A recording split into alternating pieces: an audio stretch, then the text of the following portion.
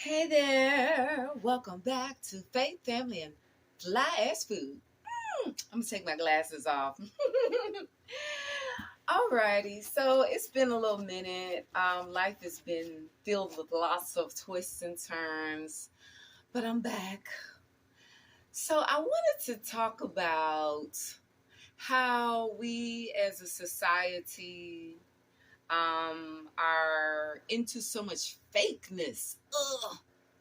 Fakeness, the opposite of real, fake, the opposite of organic, fake, the opposite of genuine and authentic.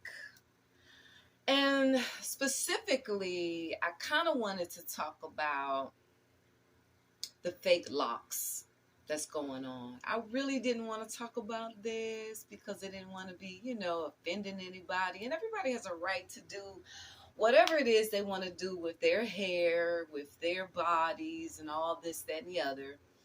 But I'm starting to feel this feeling that's drifting over into the organic locks movement.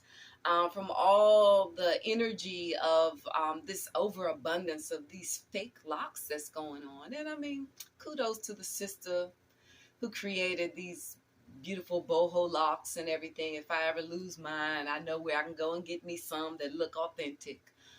But the reality is that it's such, as a person who has organically grown my locks, and I've had my locks, this is my second set of locks actually. The first set I cut after 7 years, and it was longer than this, it was at least down to here, 7 years. But the reason why I cut them was because I did not really know a whole lot about styling at the time, and I just got tired of being Pocahontas every day. Anyways, the second time around, I decided to just let my hair do what it naturally wanted to do, let it lock up and all this, that, and the other. And it actually has been going on 2003, almost 20 years that I've been growing the locks that I have now. They're not showing all of their length because I have a very unique style of locks that I don't put out yet because I'm actually working on my patent for the specific form of styling that I use that allows really, really long locks to be as short as here, and down your back, like this one right here is, like, these that I tied together. And even with that, over the years, I would say the last maybe 7 or 8 years of my life, running a business alone, having a failed marriage, not having a lot of support as a Black woman and as a Black business owner. That's been especially challenging. And those things definitely created quite a bit of stress for me in my life. And I definitely know that affected the health and abundance of my locks. But I love my locks. I love my locks. I love them. And they are absolutely authentic and genuine. And when I always get compliments on my locks. Always. It's not a day that goes by that I'm out in the world and someone does not compliment me on my styling, my hair jewelry, just my locks in general. Oh my gosh. But now I'm getting a different kind of reaction.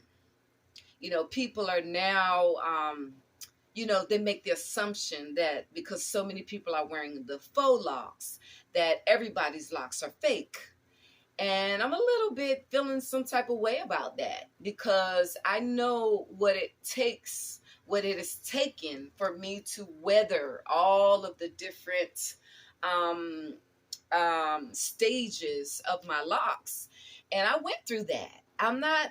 To me, if I was to go and get faux locks, I would consider myself a cheater. I'm cheating the process because I understand the process. And I get it that a lot of people don't. They're just into the instant gratification where you just instantly get it. And, there's no work involved. There's no commitment going on. There's no uncomfortableness because my hair is not doing what I wanted to do today.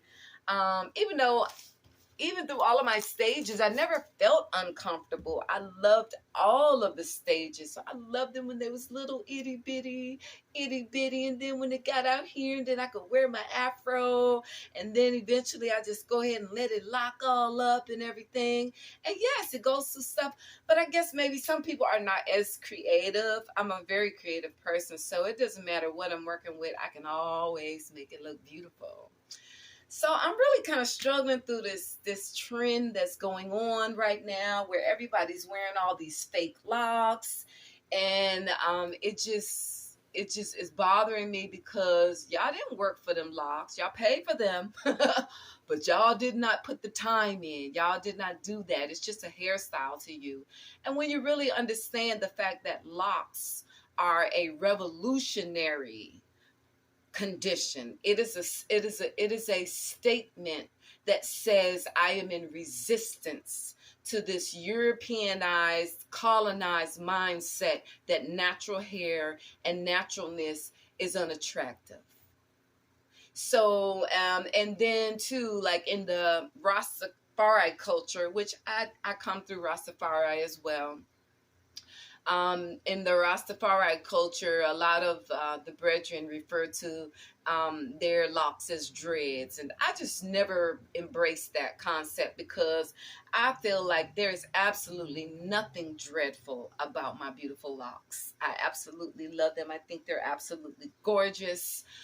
They frame my face. They feel good. I can put my hair up if I want to, and just let it be free. I don't have to worry about all the hairstyling appointments.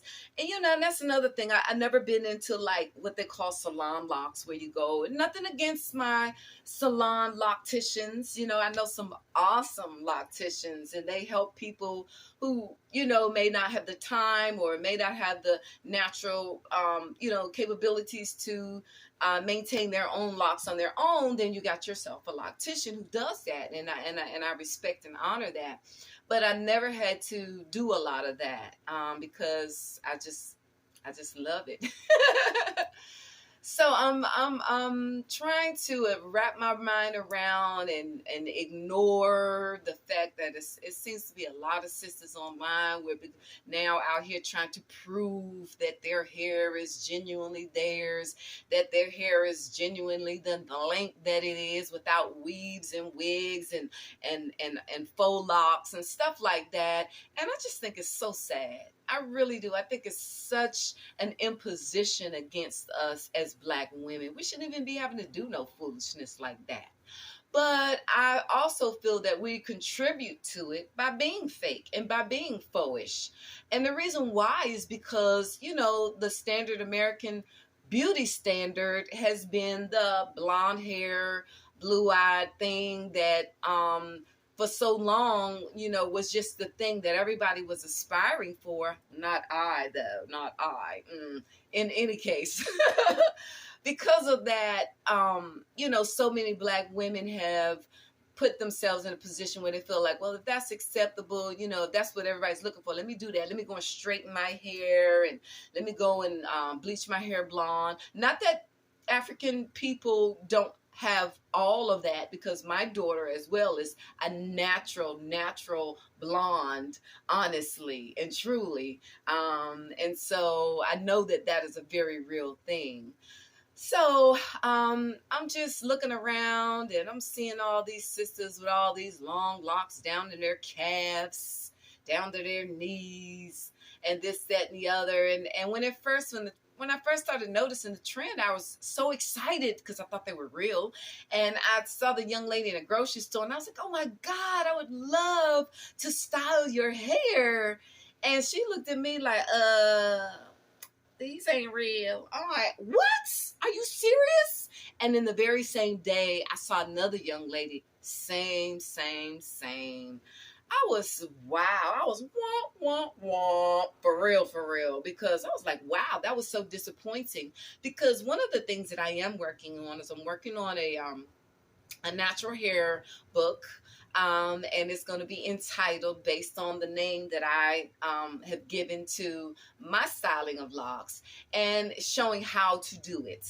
And it specializes in sisters who actually have really long locks, who, in the summertime, you don't want all of this long heaviness on your shoulders. I have a rash, a heat rash on both sides of my neck right now because it's been so hot and my hair is rubbing so much, especially this big lock in the back. It stays rubbing on my neck. So when it gets to certain kind of heat levels, I want to tie it up. I want it to be up. And the thing about trying to wear it up in a bun, for me, sometimes that's good for about an hour or two, but after that, it's heavy as all get out. My head is hurting. I got a slight headache. I got a dent in my skull now because of some locks been pressing extra. So I don't always want to wear it up in a bun, but I have this very unique style of making my locks just very short so that they're just really close to my head,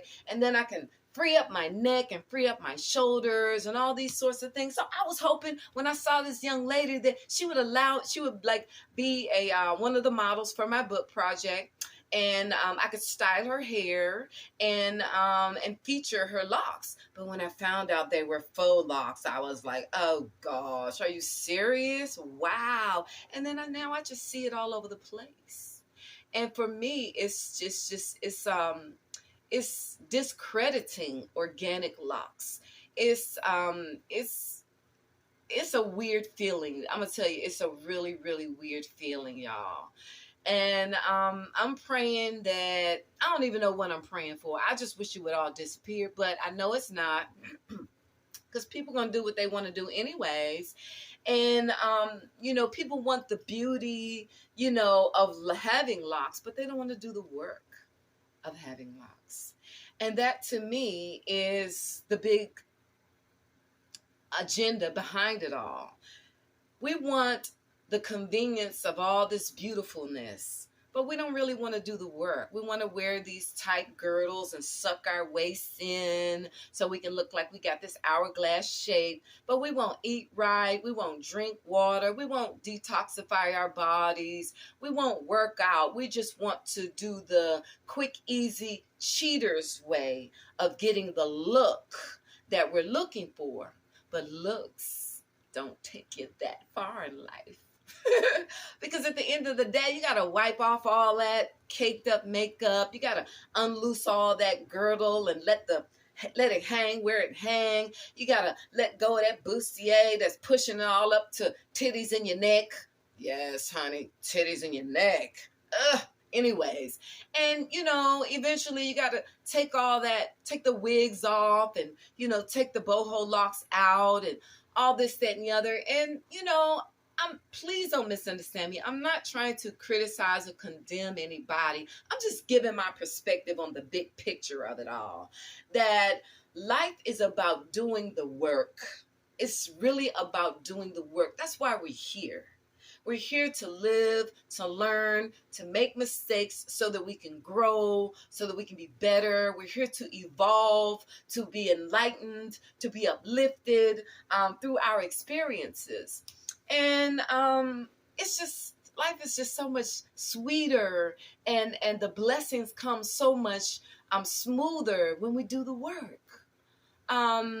Because there's also this trend going around with guys snatching women's wigs off their head. It's blowing me away. How could you do that? To me, that's violence against the women. They're only doing it against black women. Only.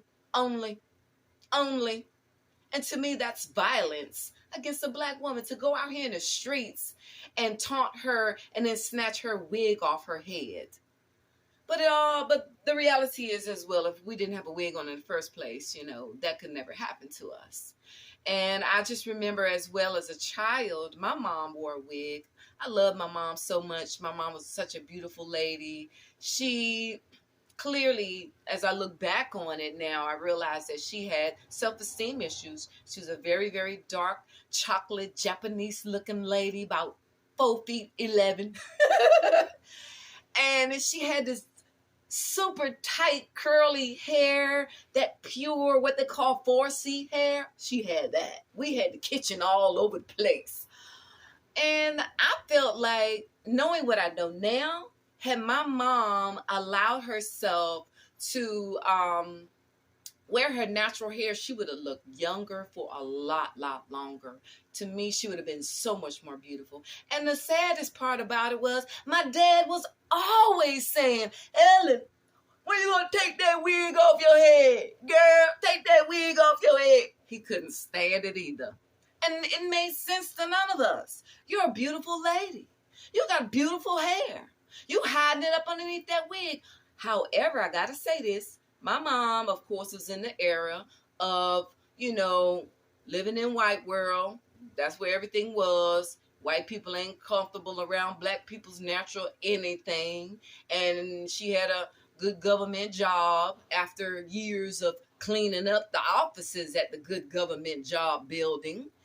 And so I get it to a certain degree. And we just, on a consciousness level, we're in a whole different place in those days. So, but we're here now. We're here now. We have so many more options. We have so many more possibilities. We are business owners. We are entrepreneurs. We are influencers. We have so much more power that we can exude. And so I encourage you to let your natural locks grow.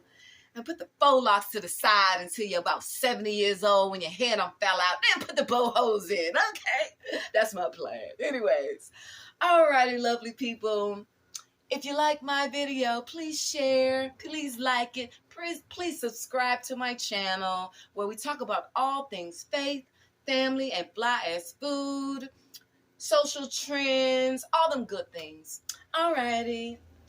Be blessed. Wear your locks, your natural locks. Alrighty. Be blessed. Stay beautiful.